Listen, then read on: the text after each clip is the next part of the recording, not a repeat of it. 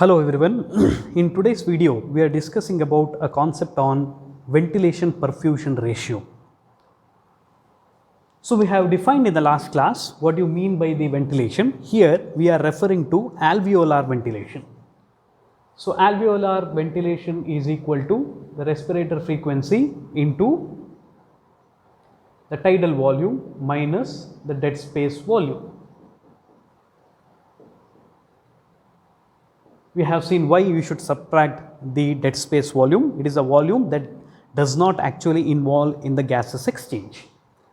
So the ventilation, alveolar ventilation can be defined as it is the amount of air that is passing in and out of the alveoli in certain period of time, or it is per minute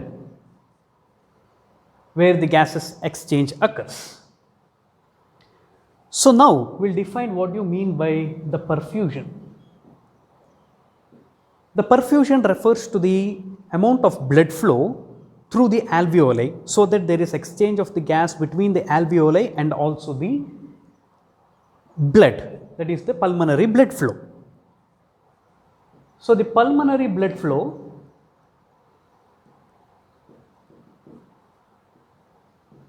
as we already know depends upon the pressure difference and also the resistance that is offered.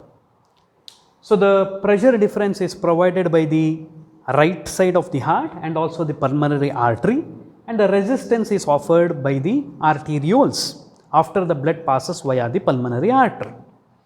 We have studied in the circulatory physiology that the pulmonary blood flow is decreased pressure system and also it offers decreased resistance.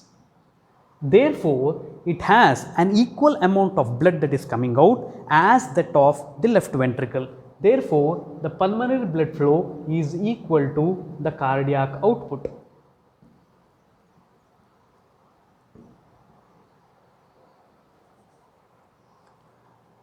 Here, the point that has to be remembered is that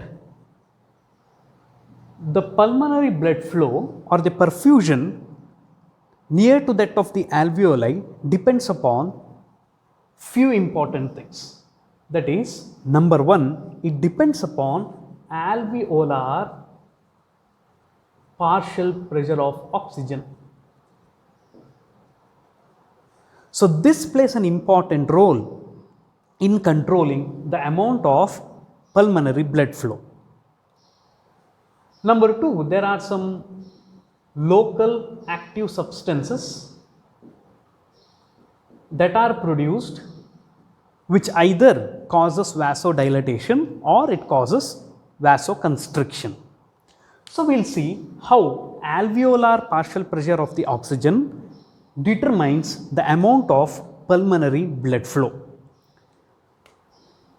So whenever the partial pressure of the oxygen is less, that is the alveolar partial pressure of the oxygen is less, it causes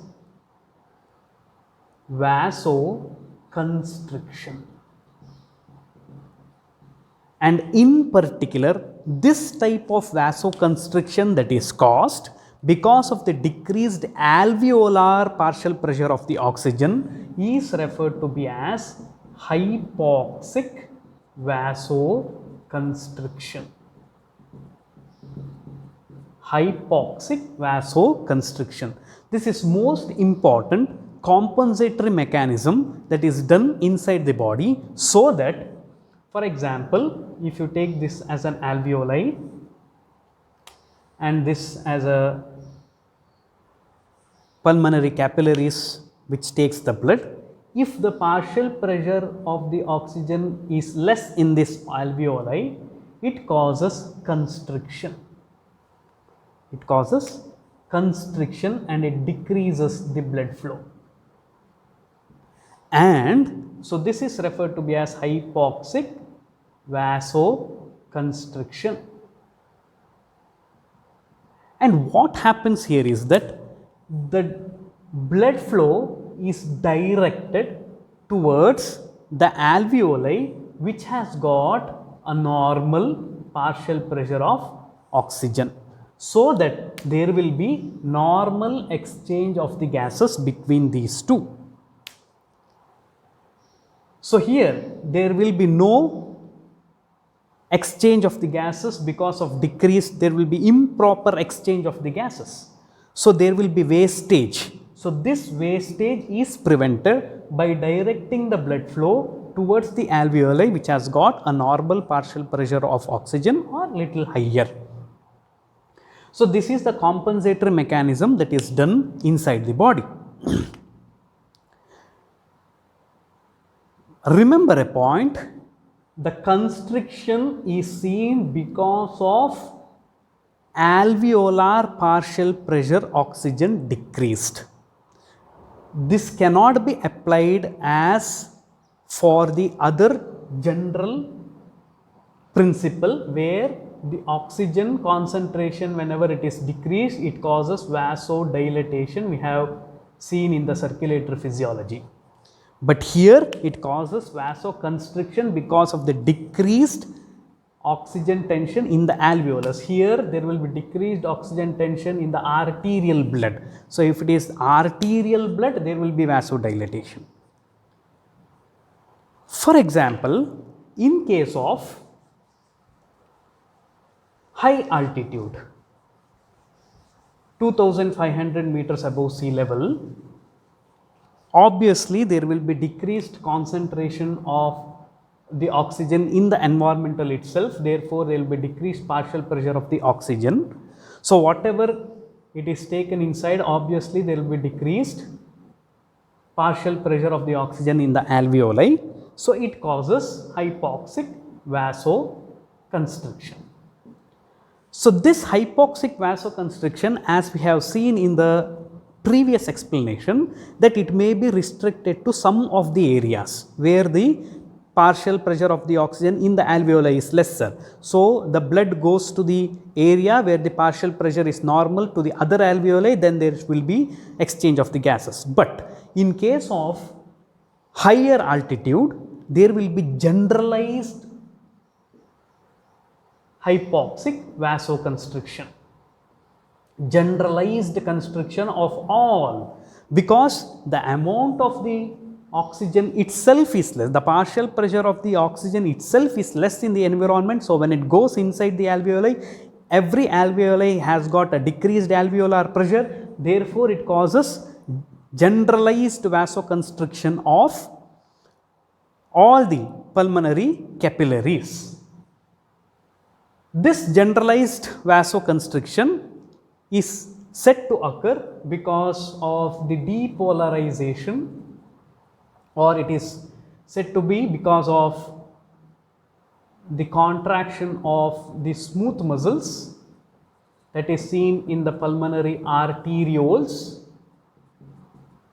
So this contraction of the smooth muscles occurs because of the depolarization due to the opening up of calcium channels. So the voltage gated calcium channels open, which causes the depolarization, and it causes the contraction of the smooth muscles of the pulmonary arterioles, therefore it causes the constriction. So this, whenever there is generalized hypoxic vasoconstriction, this increases the resistance of the pulmonary artery. So whenever there is a increased pulmonary resistance, it causes increased pressure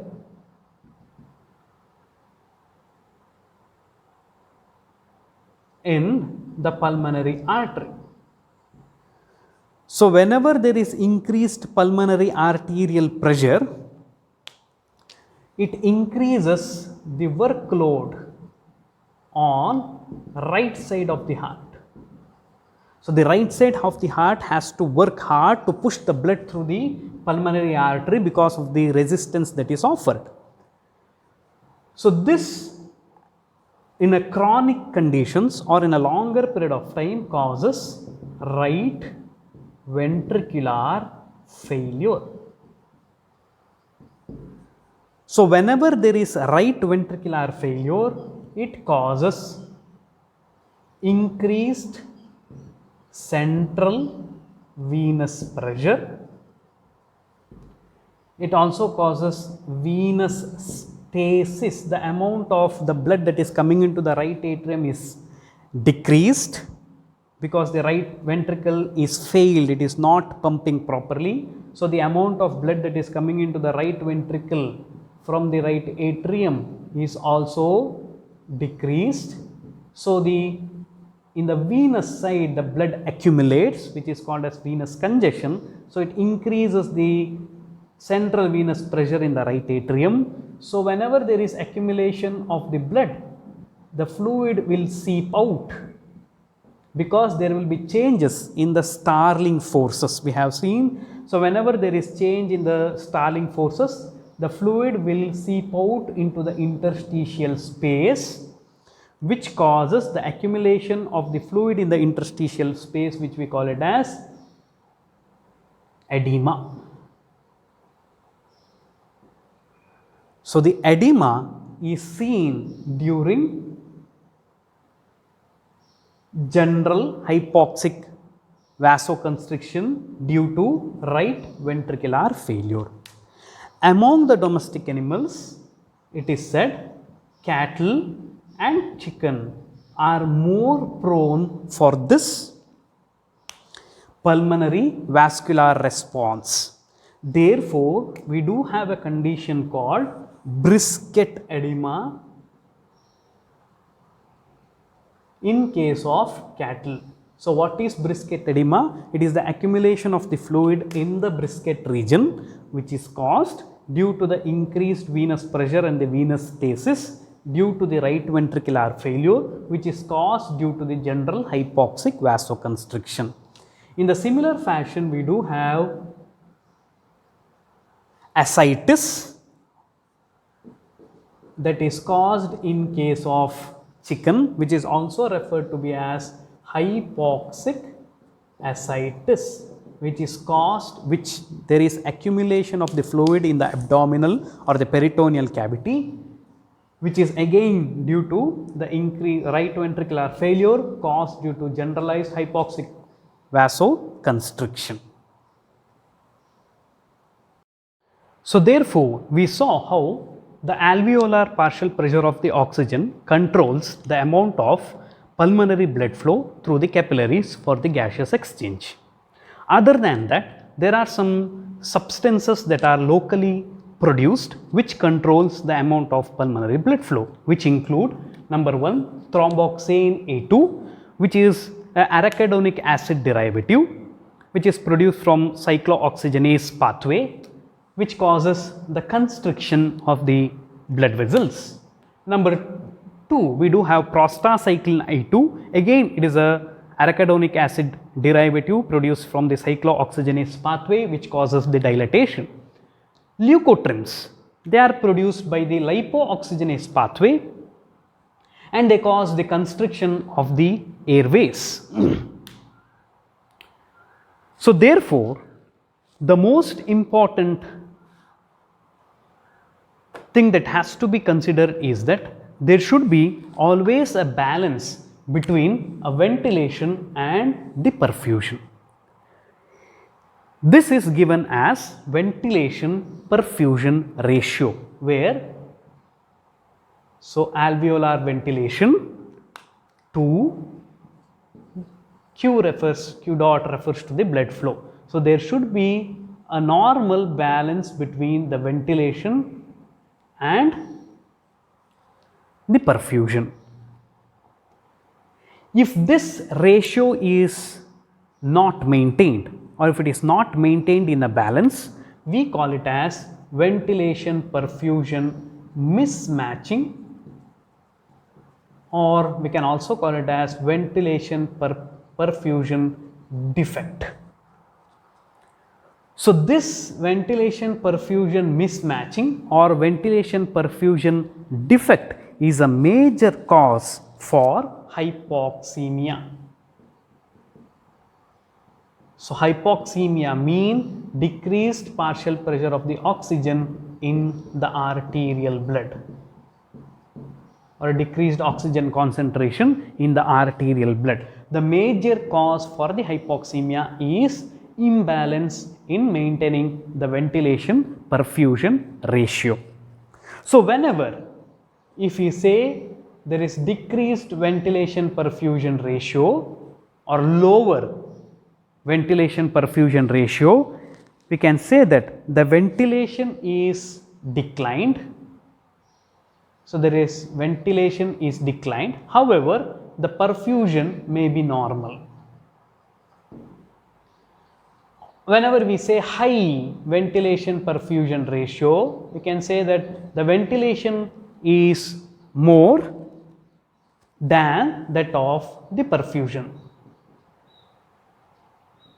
So there are different situations which either it causes a variation, a decreased ventilation perfusion ratio or increased perfusion ratio. However, the point that has to be remembered is that this has to be maintained in a balance for a normal exchange of the gas between the alveoli and the pulmonary blood.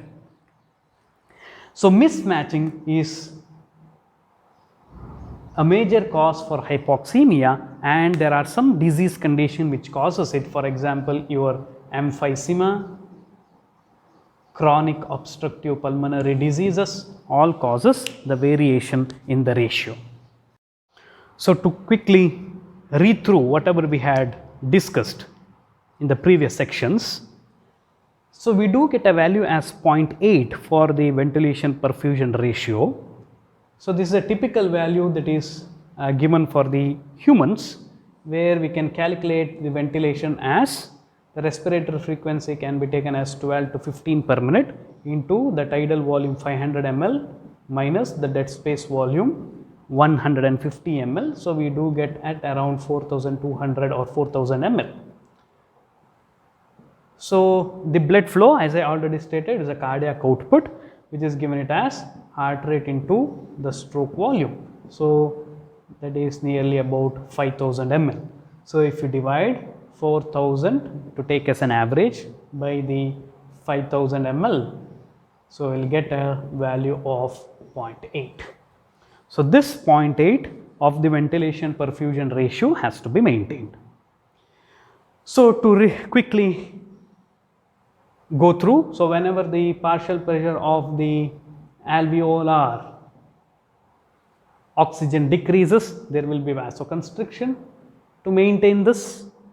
So whenever it is increased, we do have vasodilatation in the perfusion. So whenever the carbon dioxide concentration is more here, which causes vasodilatation, so that the more of carbon dioxide can escape through the alveoli. So there are, in need to know about few of the terminologies. So hypoxia. Hypoxia refers to the decreased oxygen delivery to the tissues. So it is the decreased partial pressure of the oxygen in the air, or it can be in the blood, or it can be in the tissue. Ultimately, there will be decreased oxygen delivery to the tissues than that is normally needed. So we do have anoxia, which means no oxygen content. So we have hypoxemia, which refers to decreased partial pressure of the oxygen in the arterial blood, or decreased oxygen concentration in the arterial blood. So the hypoxia can also be subdivided into a different types. We do have the ambient hypoxia. Ambient hypoxia refers to the arterial blood that is insufficiently saturated with the oxygen because of the low partial pressure of the oxygen in the environment itself. For example, in the high altitude, so there will be low partial pressure of the oxygen, therefore the saturation of the hemoglobin with the oxygen decreases. Anemic hypoxia, where the partial pressure of the oxygen may be normal, but the saturation is decreased because of decreased amount of hemoglobin itself in the blood. Stagnant hypoxia is also called ischemic hypoxia, where there is decreased blood flow to that of the organ. So partial pressure of the oxygen may be normal, but the amount of blood flow that is reaching the tissue itself is decreased, which causes decreased oxygen delivery to the tissue. Histotoxic hypoxia is whenever the cell itself is unable to use the oxygen. Cell itself is unable to use the oxygen, therefore decreased oxygen delivery to that cell. So, this is referred to be as histotoxic hypoxia. So, the hypoxia can occur due to decreased cardiac output itself. So, if your heart is not pumping properly, if the cardiac output is less, obviously the blood flow is decreased. So, whenever the blood flow is decreased, obviously the oxygen delivery to the tissue is decreased. Or there is a possibility there is decreased oxygen content itself. There is decreased oxygen content in the blood itself, which can occur due to many reasons.